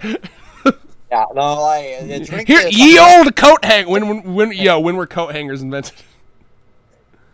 God. When were coat hangers invented? This is very important for our theory. Imagine, we should super chat this to Viv. Like, hey, are the egg boys like aborted babies? Oh, bro. The theory stands. The theory stands. Coat hangers were patented in 1869. That would literally be like 18 years before he died. So we got a bunch of fresh coat hangers lying around. He's got a bunch of fucking babies on the way. He's like, I ain't ready, bitch. Coat hanger this up into your pussy right now. And then he dies, and then that's what led him to hell. It was the abortions. And oh God. Like, even if that didn't work for our theories, like there was I'm kind of kidding. Yeah. Like there was like a recipe for like knocking a baby out of you. Yeah, straight bitter water, baby. The Bible talked about it. Yeah. That's what, yeah. Right. So like there's always a way to abort a baby. And that's why he's so affectionate about the egg boys now, because he feels bad. He's like, yep. My egg boys. Wow. My egg boys, no. That's crazy. I need to see when Husk died, and then we'll end this video. All right, taking all guesses. When did Husk die? 1965. Ooh, I like that. Okay. God, I gotta write Hazbin Hotel after it. You can't just put Husk. What kind of world are we living in? Like the fucking Mass Effect enemy, probably. Yeah. God, fucking load. Hurry up. 1970s. Yeah. You're pretty close. Hell yeah. Oh, I love it. I love it. All right, well, great show. Very excited to see where this goes. We'll have a smaller window between that and season 1 and season 2. Yeah, so I saw the Alastor voice actor was like, there you go, guys. So we're getting it sometime before 2027. I love that he's trolling, but I could kind of believe that. Well, yeah, I mean, because that's not much of a window, right? It's just like, all right, it's nice to know that it'll be shorter from 2019 to, what was it, 2019 to 2024. So, yeah, I mean, I would imagine it'd be a year or two. That's usually kind of the window between seasons of television. So, I would guess we might get it like... Fucking episodes, goddammit. Say what now? Can we get more than 8 episodes per season? Goddamn it! Well, that must be like a corporate thing, right? It feels like every show is like less episodes. I don't know why. It's a streaming thing, and I fucking hate it. Remember, fucking too. Episodes. Yes, dude. So I'm watching through Avatar: Last Airbender again. I don't know why I said that like that, but I've been watching through Avatar. Which, you know what? Fuck James Cameron, by the way. I want to just say Avatar, but I have to fucking specify Last Airbender.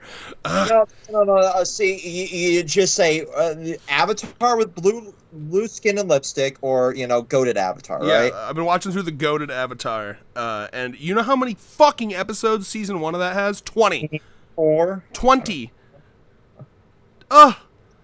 Yeah, like, the TV used to be a thing, and now it's 8 episodes and 75 jump cuts and 1 season only. That's another thing that's been ruined, by the way. Like we thought it was going to be like more convenient, but it's actually like made TV. I don't know. There's some things that are better, but like I miss slow burn shows. You can't really have a slow burn show because everyone's goddamn fucking like. I mean, this you saw the things that they're saying about the Netflix adaptation of Avatar, right? Where they're like, we can't do all these side quests. We need to get right to the fucking meat of the show. It's like, bro, that show is half side quests, but they're goddamn delightful side quests. That's the point. Here's the thing, right? Because you're gonna have that side of things. Did you see, like, we have to balance between the youth audience and the people who like Game of Thrones, but nobody liked Game of Thrones at the end. Yeah, so yeah. What the fuck are you trying to do? I'm sorry. And it's wild how they're gonna take out. I mean, that's literally such like a media literacy over your head. You missed the media literacy moment because like they're taking out Sokka's sexism, but that strikes me such as like the people that were like mad at Horikoshi for like drawing an abusive dad, and they did the whole like, I guess he supports abusive parents, and it's like what logic is that? Because he had a villain. You had a villain, you must support villainy. You know what I mean? Like, literally, sexism existed in this show. We're not going to look at, like, how it was talked about. Like, it was obviously expressed as, like, a bad thing in the show. Just, no sexism. Can't have it at all. You can't have Frieza or you support racism because he was racist against Saiyans. It's crazy, bro. And I saw a TikTok, by the way. You know what? I don't know if I've talked to you about this, but you remember my criticism against Promised Neverland and how those characters felt like blank slate chess pieces to just move the plot along? That's literally what they're gonna do to the characters in this fucking Avatar reboot. They're taking out all the things that make them characters, and they're taking out the side quests. So they're just gonna have these characters like move the plot along, and those are the worst types of shows. Yeah, and it'll get 1 season, and everybody will bitch because it got canceled after the fact, and nobody watched it because it sucked dick. All good shows are character first, character driven, and then you form a plot to give them something to do. Plot driven shows are never as good. The plot should be good, but more than anything, the characters. I think Breaking Bad was the perfect balance of both. Yes. I hate using that as an example because everybody it's a great uses show. It, but it is. It's true. Like, I'm sorry if like in the last 20 years of television we've had 8 good shows. Well, that's why that's why indie markets are the bomb, dude. You get all the good shit in the indie markets. Like, I started watching Better Call Saul. I like Better Call Saul. And I gotta say, like, I'm glad I waited till it was over, first of all, to watch it. Yeah. But, like, I could not imagine if this got canceled during season 1, because season 1 is kind of mid. That's they're slow burning. That's what they do. Yeah. Right. But, like, if it was on Netflix, it would have ended in season 1, right? Probably, yeah. Look at The Walking Dead, for example, for, like, the opposite of that. Like, they took 3 good ideas from the fucking comic book and then ruined everything else and an expanded universe around it, to which 11 and a half years later, we're still getting side stories that nobody fucking wanted. Oof. Yeah, I guess we'll end off this video by saying I'm just so happy that, like, stuff like this directly following Amazing Digital Circus getting 250 million views. It just surpassed 250 million views. Isn't that fucking crazy? Like, stuff like this happening in conjunction, it gives me such hope for, like, the indie animation market. And I even saw, like, it's been, like, not even top 10, but, like, number 1 for, like, a couple days straight on Amazon Prime in the US. And, like, top 10 in, like, over 100 countries. And I saw Sam Haft, the guy who does the music for the show, he retweeted that, and he was like, a reminder to corporations that you make money by taking chances on cool indie projects like this. You don't make money by playing it safe. That is not how you make money anymore. So I'm really excited to see, like, when I saw the video, did you see the video of Vivzy? Or I don't know if it's just Viv or Vivzy Pop or whatever, how the fuck you say her name. Viv, I'll just say, going to Times Square and seeing the Hazbin Hotel ad in Times Square. And God, just how cool is that? I mean, like, some people want to, if it's not your thing, whatever, but how fucking cool for something that, like, totally self-made, built it up from a concept on the internet to gathering a crew, to gathering Patreon followers, Kickstarter followers, whatever, and, like, building it into, like, the biggest show on the market now, today. What that does to the creator, right? To seeing how far along they've gone, right? From drawing these characters in her notebook as a kid, right? And from conception, when you're unable to do anything else, you're just a random furry artist on the internet. I have this idea, to starting this, like, fucking, this, like, literal cultural phenomenon at this point. And you can't fucking argue that it has become a cultural phenomenon, because you have, like, Times Square ad space that costs millions of dollars, right? That costs literally millions of dollars to get that much ad space. How proud she must be of how far she's come as an artist, right? And I love that for her, And like, to me, I'm sorry, good. I'm so goddamn proud of how far this project has come, because it means a lot to me, because I get to experience, like, something alongside a fandom that hasn't gone full batshit fucking insane for the first time in, like, 5-10 years. Like, there's a fandom that is actually sane on the internet. What's funny is the people that are insane are the haters. The haters of Hazbin are fucking crazy, bro. Like, I don't know how my algorithm, leading up to Hazbin premiering, I got so much hate. So, people were just, like, trying to analyze every trailer. Like, I don't know, it looks bad. I think it looks shitty here. And, like, bringing up things from 10 years ago that Viv said in a stream that were, like, problematic or blah, blah, blah, blah, blah. And I'm like, Jesus, man. Like, these people have a hate boner. And I don't know if it's a jealousy thing or what. I'm going to say something that is problematic in and of itself, and I'm going to preface this by, I know this is problematic. You are fucking retarded if you think that somebody cannot grow in 10 years' time. Like, I myself, 10 years ago, I am so fucking glad that my social media presence is so limited from, like, when I first got it. Because if I was a teenager on the internet, I would be canceled 80 times over.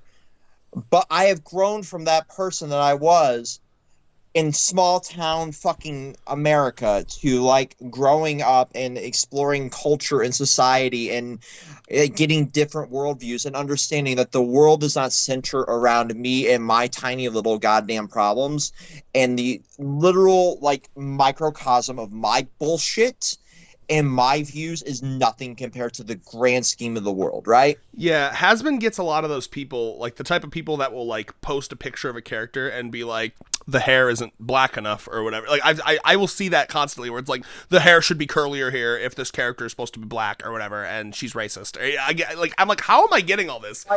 I've seen it on TikTok too, like, the people trying to cancel her, and I'm like, my fucking brother in Christ, there is more important things than you micro-analyzing a character. Like, I understand, like, the opposite side of it. Like, when it is clearly written to be a poor depiction of a character, right? There's a line for everything, yeah. And nothing I've seen from what she's put out has been like, ooh, that's actually kind of iffy or problematic. You know what I mean? 100%. Like, there are plenty of creators out there that intentionally make their depictions of people of color bad. There are people intentionally make their their gay characters like the kill your gay tropes because they don't understand like that side of the world, because they don't want to expand their viewpoints, right? But like, out of every creator I've seen try to make something like this, I give Viv like full credit. She tries to incorporate like all different walks of life into her projects.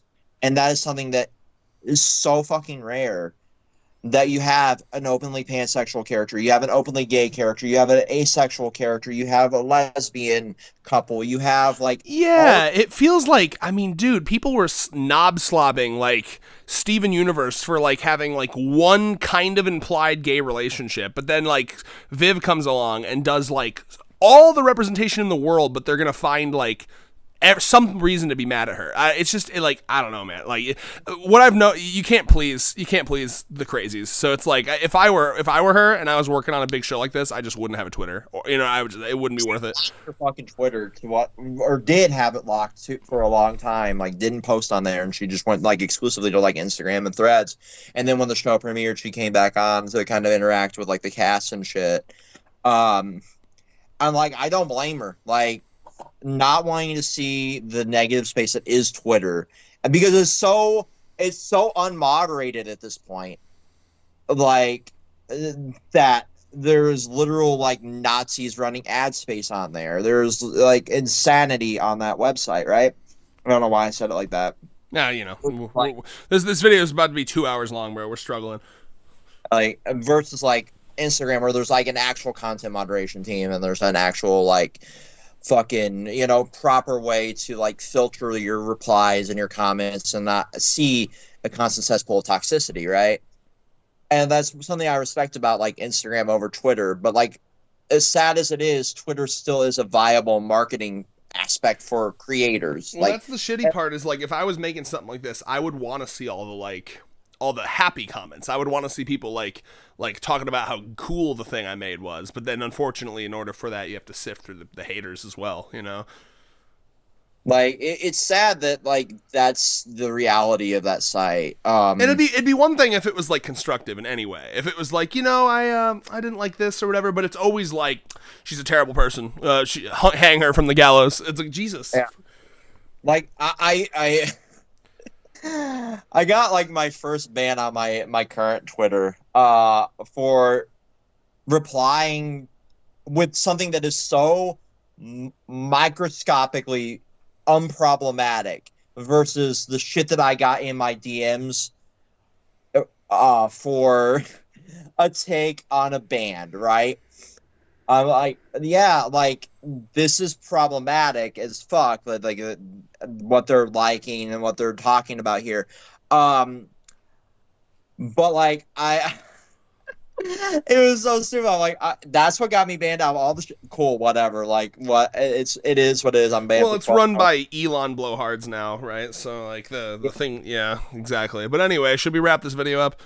Yeah, like, I'm looking forward to season 2. I still say Poison is the best song, with Loser Baby is a close second. What about you? In that same fucking episode too. I mean, that's definitely the best episode, no doubt. I think, I mean, obviously those two are like easily top 3 material. Runner-ups for me, I really, really like the song between Vox and Alastor. And there's not a lot of songness about it. It's very talky, you know, but I do still like watching it. Like, I really like him just like frantically switching between the channels, like, yeah, Alastor's a piece of shit. Am I right? Yes, you're right. You know, and I like the part in that where he's singing about how Alastor's a piece of shit and Alastor's just walking by like unfazed, like, this fucking guy, fuck this guy. I love how untouchable Alastor felt in the beginning, and now we know obviously a lot of that's like a front, but I mean, he is still very powerful and very intimidating. Say there was one other song that kind of surprised me. It was the reprise of More Than Anything, where yes, Vaggie and Charlie were singing together after they kind of made up. That was a really good one. I like that a lot. Comparing, like, we got fatherly love and like relationship, like you know, like a relationship type of love, and kind of like sung in the same way. I thought that was lovely. I really like The one that keeps getting in my head is Lucifer's introduction song, where he's like, "Looks like you could use some help from the big boss of hell himself." Check it out, yeah. And something I love about that voice actor is how much he puts so much, like, there's just so much emotion in his reads. You know what I mean? Like, it'd be so easy to just sing it, like in a sing-song voice, but he's like, you know, he's doing like from the big boss of hell because he's trying to be like, ooh, I'm cool and intimidating. And then he's doing the voices for the puppets, like flawless, 5 stars. You know, that's just I really like that a lot. Yeah, the soundtrack to this, I hope, gets put on vinyl. No doubt. I would be shocked if it didn't. Chainsaw Man soundtrack is getting a vinyl release. Did you see that? What is? Chainsaw Man soundtrack is getting a vinyl release. Yeah, I guess I never really thought about the soundtrack except for, like, I mean, all the endings were fucking fire, but I guess, like, I never really thought about, like, the OST. I really like that it's got, like, dingy and full Chainsaw Man mode on it. That's cool. But, like, there's really no point without the music videos that accompany it, to me, right? Like, the soundtrack's good, but without the ending, you know, just, you know, music videos, it's kind of like, you know, whatever to me. Yeah, I mean, I wouldn't, that's, like, I wouldn't immediately think of Chainsaw Man as like, oh yeah, those songs are so good, I need them on vinyl, you know. I agree. It's probably just a popularity thing. It's probably just popular enough for the know it'll sell. Own on vinyl, you know. Oh yeah. I'm excited to see more. You know, I prefer, what I've found about myself is that I prefer, I think, the gimmicky songs over, like the ones that sound like they're from like a Disney movie. I tend to not like as much. Like, all of Charlie's songs I thought were the weakest, but that's just because she's, like, normal. She, you know, she's supposed to be like a Disney princess in hell, right? So, like, her songs are whatever, but I really liked Vox's songs. I really liked Alastor's songs.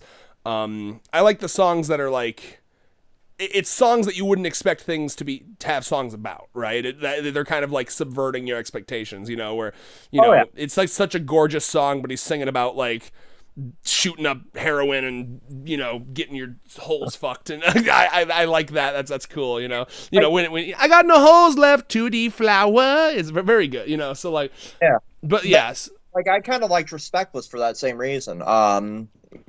Where they're just fucking talk fighting in the boardroom, right? Or sing fighting in the boardroom. Like, I like that. But you're right, like, Charlie songs are just like your generic, like, Disney princess song. Oh, there's a character that I hate. If you want to know a character I hate, I can't remember her name, but it's the youngest of the V's, the one that's all, like, you know, the one that came in, and she's just very annoying to me, because she's like I look at her and I'm like, you're the reason I don't want to have kids. You know what I mean? Like, just on your cell phone the whole time, super fucking rude. He's 100% meant to be a play on, like, your vlogger influencer. Well, she's like, right? the young. She made, like, a point like a million times, like, I'm the youngest. I know what I'm talking about more than you guys. Even though, like, in this situation, she definitely doesn't.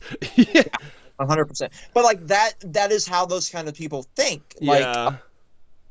Did you catch the thank you and good night, the wrap up song for that? Definitely. I wish there was more lines where you could hear the individual voice actors more. They each got, like, their one line where it was them, like, doing a solo for, like, 3 seconds. I wanted more of that, because the whole point is I miss them being the actors for those characters, and, like, most of the song was them singing at the same time. So, like, I like replayed the part where Michael Kovac got to do an angel line like 3 times. But I will say, though, the new voice actors, I got used to them, like, immediately. You know what I mean? Like, just like Rick and Morty, it won me over immediately. I think they're all great. Yeah, no, like 100%. Like, I didn't expect to like them as much, because I was so used to the pilot. Mm-hmm. But, like, okay, I immediately, like, these people fit the role perfectly. I understand why the like, team is like, please give them a chance, you know? Yeah, and now I realize that so I don't know if you caught the Amazing Digital Circus. I don't remember if it was Amazing Digital Circus or if it was, like, the video where there was an Amazing Digital Circus Q&A, but there was also a video where what's his name, Saberspark, I think, interviewed, like, all the voice actors. At one of the videos I saw where Michael Kovac was being interviewed, he was asked about, like, the process of, like, being replaced in Hazbin Hotel, and they asked him, like, how did that go? And he confirmed, like, he actually, like, to their credit, he was able to audition. Like, so he auditioned, and he was, like, thrown in the pool with everyone else that auditioned. So it was, like, a fair shot. They didn't, like, so, like, that rumor that it was because he wasn't union, like, he debunked that. That wasn't what it is. So he was able to come in and audition, and it seems like the reason they picked this other guy was because he was a better singer than Michael Kovac. They wanted like a Broadway experienced singer. Yeah, and to the credit of Blake Roman, like, and he phenomenal singer. Yeah. Like the fucking high note he hit in Loser Baby. Like, oh my god. Yeah, I would definitely recommend like checking out his other roles, because he has done a lot of like actual like singing on Broadway. And his voice is phenomenal. I'll send you something. But I mean, good for Michael Kovac though. Like the nice thing about that is we don't gotta feel bad for him because he just got now he's in a show that actually is more popular than Hazbin Hotel. Like Amazing Digital Circus has already gotten more views than like every Hazbin Hotel video combined. So I mean, like, he'll be all right. Oh yeah, no, 100%. Like, and Gooseworks has already said that like they're not planning on like going the A24 route. It's just gonna be on Glitch's YouTube channel, and because Gooseworks only wants to do like she's not trying to do like a whole like multi-season thing. Gooseworks has like I think she said 8 episodes planned for it, and she's not gonna change the ending or anything just because it's popular. So yeah. That's good. Yeah, so Michael Kovac, he's got some job security for that, thank God. Like it's crazy to think about that though. Like I did not expect that to be so goddamn popular so quickly. I think people are very into stories about existential dread right now for obvious reasons. You know what I mean? And like, I mean, people love Black Mirror. People love like The Matrix. Like I know that's old, but I'm trying to think of like other things that are kind of like that. And like, I mean, for me too. Like, I really enjoyed writing. I don't know if you'd ever be interested, but I wrote like a bit of a fan fiction about Amazing Digital Circus, and I'm pretty proud of it. But like, it's really fun to write because you can kind of channel a lot of like your, I don't know, like there's escapism there. There's even like. Like questions to be like, oh, would it be better to live there than this fucking shitty world? I think everyone's kind of feeling like this background feeling of like liminal space, disassociation, derealization because of like the way our world is right now and all the technology. So I think it taps into that is I guess what I'm going to say. Plus the aesthetic is really cool. The humor is really cool. The concept's really cool. It hit the theorist community perfectly. Yeah. It's crazy. Like I've never thought that kind of stuff would be so popular. Yeah. Until I like how goddamn shitty our world has become, and it makes perfect sense. Like something to kind of weigh in on it, but also kind of, derail from that. Another thing I think that makes it so popular is the overwhelming, crushing popularity of girl failures. Genuinely, like, I mean, it's like Kobani is like the main character, right? And like people fucking love that, and like that was a huge thing for me. I find Pomni so fucking adorable, like, and like I think so much of it, like more than people are even aware of the popularity of Amazing Digital Circus, is like they put so many little intricate details into like the movement of Pomni as a character, the way she's like shaking, the way her eyes get bigger, you know what I mean? Like it just, and I watched, by the way, I don't know, have you watched any of the other Glitch production shows? Like, what's the other one? Murder Drones. Have you watched Murder Drones? I have not yet. I think it's kind of mid. Like, it's not bad, it's just kind of mid. And like, it made me appreciate more how good the writing is for Digital Circus. You know what I mean? Like, because the team who's writing Murder Drones, can I tell you right now, are you ready to fucking, in one sentence you'll get the vibe. Are you ready? It's got like stereotypical Marvel movie dialogue. Like, that just happened type shit. You know what I mean? That's what Murder Drones is. To me, like one episode in, and I'm like, ooh, it's very like self-referential meta humor dialogue, but like cranked up to like cringe levels 9,000. You know what I'm saying? Right. Yeah. Like there's a line where she's like someone's like, "Are you okay?" And she's like, just experiencing teenage self-dread over here, like shit like that. I don't remember exactly how it was worded, but it was like, ooh, I'm cringing, you know what I mean? Like, they think they're so clever, it feels like it was written by like a 40-year-old. So that Murder Drones made me really appreciate how good the writing for Digital Circus is. Like, I think Gooseworks is a phenomenal writer. All of the dialogue, I've watched Digital Circus like 20 times now, and the dialogue just feels so natural, so good. I love like just watching these characters talk. Like, the best scenes in the whole fucking show are the beginning part where they're just talking, because I just love like all these characters. I love how they're talking to each other. They all react in like super realistic ways, like Pomni like stammering out like, wait, where am I? It feels so real and natural. So like, yeah, I think Gooseworks really struck gold there with like her concept, but also like her writing just feels so good, compared to like other indie projects I've seen where maybe sometimes the writing's a little weak. Like RWBY, I mean, I know RWBY's, I don't know if you consider it indie still, but like even early seasons of RWBY, the writing's a little rough and a little cringe, but it was like survived by its really good animation and like cool concepts. Yeah. And now it just has dwindled off to maybe it won't even finish. Yeah, and that's so sad. But yeah, we should really wrap this video up. It's now 2 hours. Yeah, like I just realized why I love and hate two characters so much. From what? From Hazbin. So I hate Sir Pentious, obviously, and I because love you to hate hate love and happiness.